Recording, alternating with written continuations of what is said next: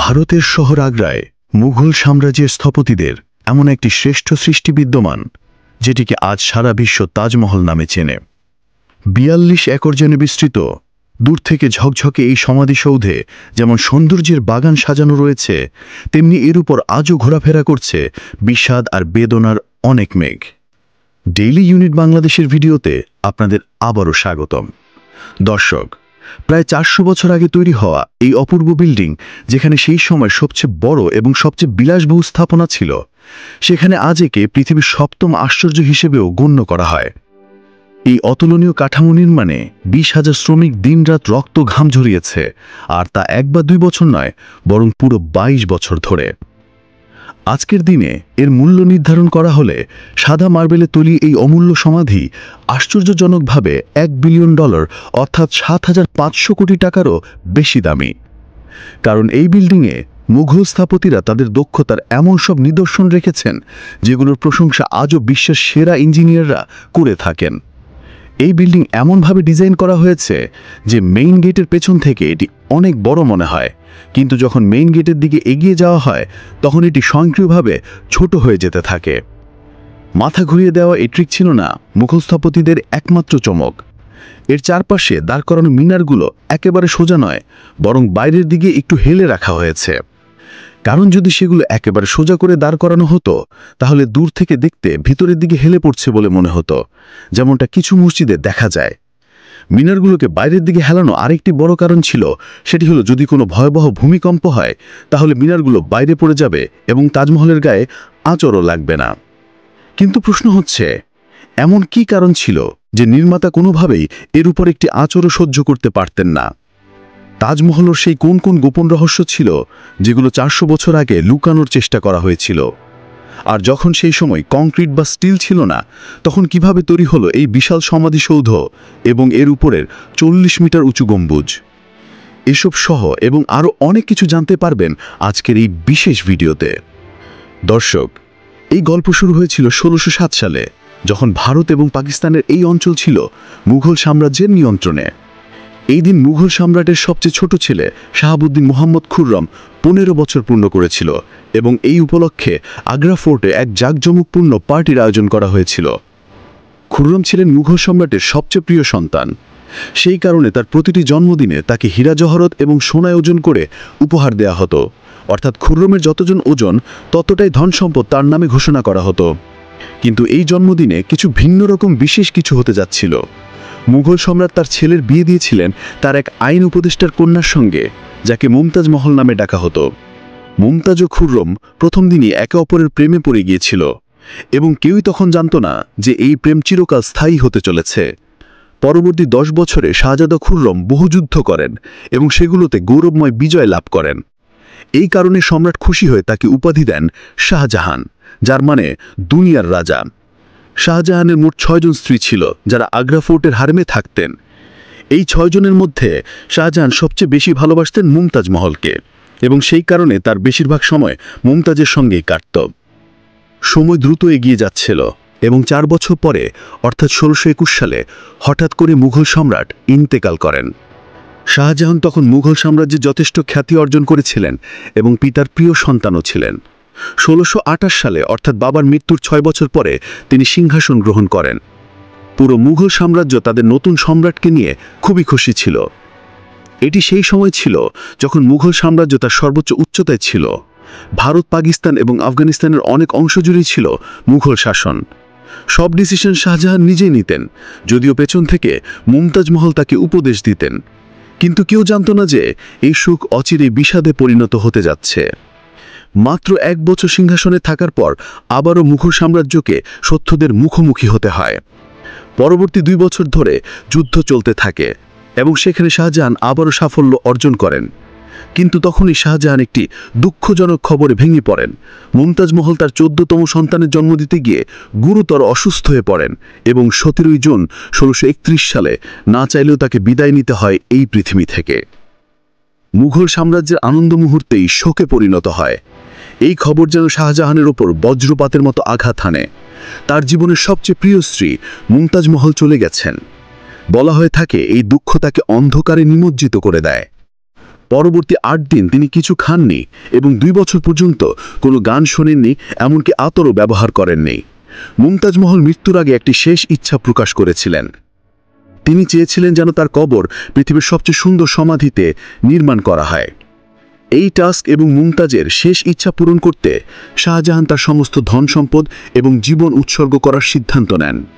মুমতাজের মৃত্যুর 6 মাস পরে অর্থাৎ 1632 সালে তাজমহলের নির্মাণ কাজ শুরু হয়ে যায়। প্রায় 20,000-এরও বেশি শ্রমিক, পাথর কাটার শিল্পী এবং কারিগরদের পুরো সাম্রাজ্য থেকে ঝরানো হয়। বাহিনীকে আগ্রায় ডাকা হয়েছিল কারণ মুমতাজের কবর ছিল যমুনা নদীর পাশেই। এই কারণে এখানে বিশ্বের সবচেয়ে সুন্দর বিল্ডিং তৈরি করা ছিল অনেক বড় চ্যালেঞ্জ। নদীর পাশের জমি ছিল খুবই নরম এবং এখানে খনন কাজ করলে তাজমহলের ফাউন্ডেশন ক্ষতিগ্রস্ত হতে পারত। এই সমস্যার সমাধানে মুঘল ইঞ্জিনিয়াররা প্রথমে মাটির নিচে অনেকগুলো কুয়ো খুঁড়েন। এই কুয়োগুলো শুকনো জমি পর্যন্ত খনন করা হয়, তারপর সেগুলো পাথর ও মাটি দিয়ে পূর্ণ করে তার উপর বড় বড় পাথরের স্তম্ভ তৈরি করা হয়। এই পুরো কাজে শ্রমিকদের পাশাপাশি হাতিরও বিশাল বাহিনীকে ব্যবহার করা হতো। এভাবে তৈরি হয় একটা অটুট ফাউন্ডেশন, যেটি নরম জমিতে থেকেও শক্ত ভিত্তি তৈরি করে দেয়। তারপর শুরু হয় এমন এক বিল্ডিং ডিজাইন যেটি আগে কেউ কখনো দেখেনি, এক ডিজাইন যা আগে সব রেকর্ড ভেঙে দেয়। তাজমহলের ডিজাইনের আইডিয়া শাহজাহান তার বাবা দাদার সমাধি থেকে নিয়েছিলেন। বাবার সমাধি থেকে মিনার তৈরি করার ধারণা নেওয়া হয়েছিল, তার দাদার সমাধি থেকে বিল্ডিংয়ের কাঠামোর ধারণা নেওয়া হয়েছিল, আর তার এক মামার সমাধি থেকে বিশাল গম্বুজের আইডিয়া নেওয়া হয়েছিল। এই 3টি অনুপ্রেরণাকে একত্র করে যখন একটি ইউনিক ডিজাইন তৈরি করা হয়, তখনই এক দুর্দান্ত এবং রাজকীয় ডিজাইন দৃষ্টিগোচর হয়। এই বিল্ডিংয়ের কাঠামো নির্মাণে লক্ষ নয় কোটি কোটি ইট সাইটেই পুড়ে তৈরি করা হতো। এই কাজ মোটেই সহজ ছিল না এবং এতে বিপুল পরিমাণ অর্থ খরচ হচ্ছিল। প্রতিদিন রাজকোষ খালি হয়ে যাচ্ছিল, কিন্তু শাহজাহানের এসবের কিছুতেই পরোয়া করেননি। তার একটাই লক্ষ্য ছিল, এই কাজ যে কোনো মূল্যে সম্পূর্ণ করতে হবে। বলা হয় তাজমহলের নির্মাণ কাজে এত বেশি মানুষ নিয়োজিত ছিল যে আশেপাশের এলাকায় খাদ্য ও রসদের সংকট দেখা দিয়েছিল। 20,000 শ্রমিক ও কারিগরের চাহিদা পূরণ করতে গিয়ে শাহজাহান আশেপাশের সব এলাকার খাদ্য ও আনাজ আগ্রায় আনিয়ে নিয়েছিলেন। বহু বছরের কঠোর পরিশ্রমের পর বিল্ডিংয়ের কাঠামো সম্পূর্ণ হলে সেগুলোকে সাদা মার্বেল দিয়ে সাজানোর কাজ শুরু হয়। এই মার্বেল আনা হয় আগ্রা থেকে প্রায় 400 কিলোমিটার দূরে রাজস্থানের মকরানা এলাকা থেকে, কারণ এখানকার মার্বেলকে আজও বিশ্বের সেরা মার্বেল বলে বিবেচনা করা হয়। শাহজাহান তাজমহলের জন্য পুরো মকরানা মার্বেল খনি রিজার্ভ করে নিয়েছিলেন, অর্থাৎ যতক্ষণ না তাজমহলের কাজ সম্পূর্ণ হয় ততক্ষণ অন্য কেউ সেই মার্বেল কিনতে পারত না। প্রায় 1000 হাতির সাহায্যে হাজার হাজার টন ওজনের মার্বেল রাজস্থান থেকে আগ্রায় আনা হতো। তাজমহলের এই বিশাল গম্বুজ এত বড় যে এর প্রকৃত আকার উপলব্ধি করা যায় কেবল নিজ চোখে দেখে। আজকের দিনে এই ধরনের গম্বুজ সহজে স্টিল স্ট্রাকচারে তৈরি করা যায়, কিন্তু 400 বছর আগে 40 মিটার উঁচু এই গম্বুজ নির্মাণে কেবলমাত্র পাথরের উপর নির্ভর করতে হয়েছিল। এই গম্বুজ নির্মাণে মুঘল ইঞ্জিনিয়াররা যে স্ট্রেস ক্যালকুলেশন করেছিলেন তার প্রশংসা আজকের যুগের ইঞ্জিনিয়াররাও করে থাকেন। তাজমহলের ফিনিশিংয়ে ব্যবহার করা হয়েছিল পিয়েত্রা দুরা বা পাচিকারি নামের একটি অলঙ্কার শৈলী। এই কাজের পদ্ধতিতে মূল্যবান রত্ন ও পাথর মার্বেলের গায়ে খোদাই করে বসানো হতো। মার্বেলকে অত্যন্ত সূক্ষ্ম ও নিখুঁতভাবে পাথরের আকারে কেটে নিয়ে সেখানে বিশেষ আঠার সাহায্যে পাথর বসানো হতো। এই আঠা কোনো সাধারণ আঠা ছিল না।